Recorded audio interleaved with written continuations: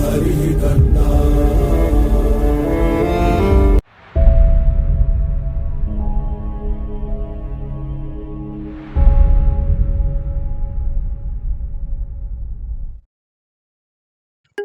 Now let's move on to the third method of data tabulation. That's a grouped relative frequency distribution. Grouped relative frequency distribution.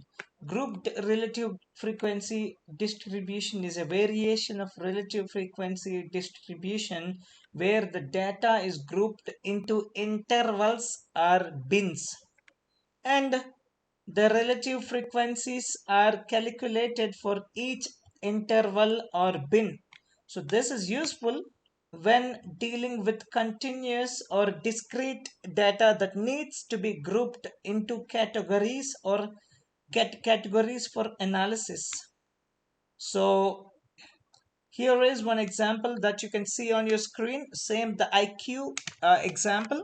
So the IQ, the student IQs were grouped into 80 to 89, one interval, second interval is 90 to 99, and third interval is 100 to 109, and 110 to 119, 120 to 129, 130 to 139, and 150 and over. So each interval, we have calculated the frequency of each interval and we have placed it here. And then, as we have discussed before, so then we have the relative frequency distribution, the group, the relative frequency distribution. It would be the individual interval frequency divided by total of the total count. So 3 divided by 24 would be the first value. The relative frequency distribution of 80 to 89 interval. Let's cross check here.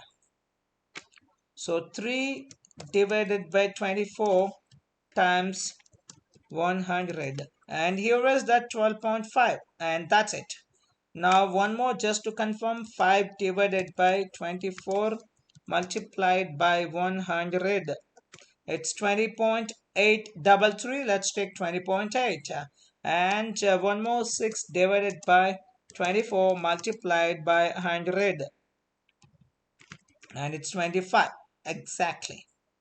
So that's how. And the final one you have is a cumulative percent. It's very simple. Just keep on adding the relative frequencies percentages, then you will get the cumulative. That's just to prove that the total will become 1 or the total will become 100. That's why we use the normalized argument. That's why we are normalizing everything. We are normalizing. This is called normalization. Okay, so 12.5 plus 33.3. Let me cross check the values just to prove in front of you, nothing much.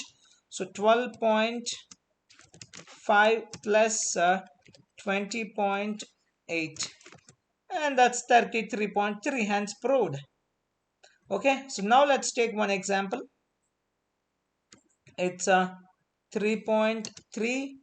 It's grouped. Let me copy this.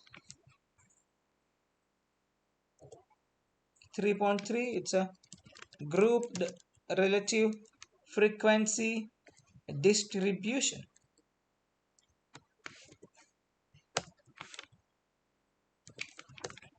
So let's take one more example. So this time I think it's better to go with the same previous example. So let me check. Let me copy only the data frame. This time I'm gonna say this data frame as grft, but I need to import pandas has been imported, and I need to import numpy also. Import numpy as np. That's it. So let's define the bins, let's define the bin edges for grouping the data. So let's define the bin edges for grouping the data. So bin edges is equal to 20, 25, 30,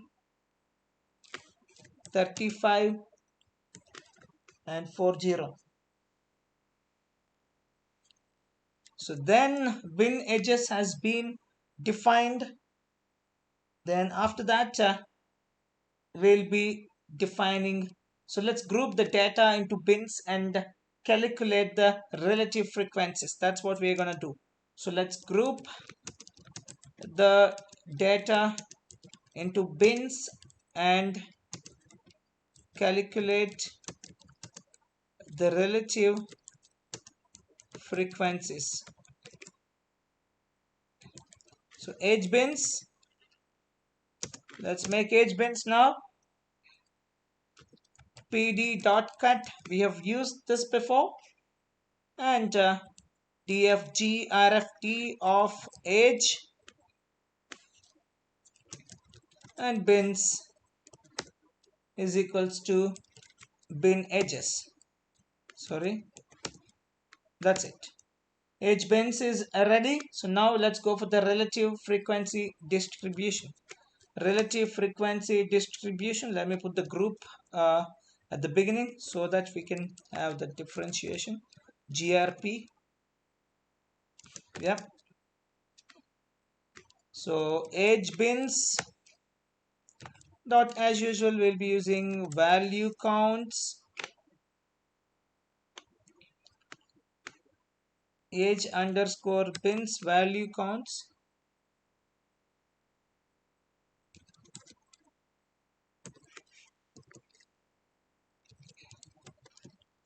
Only thing is we have to normalize.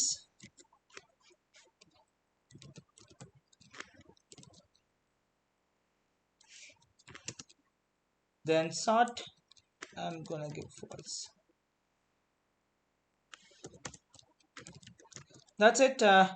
Print grp, and here is your response. If you want to zoom it, yep.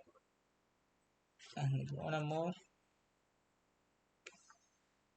and 20 to 25.4166, 25 to 30 it's 0.41, and 30 to 35.16, and 35 to 40 it's a 0. Okay, it's 0.00. That's fine, absolutely. So, but that's how our grouped relative frequency distributions work.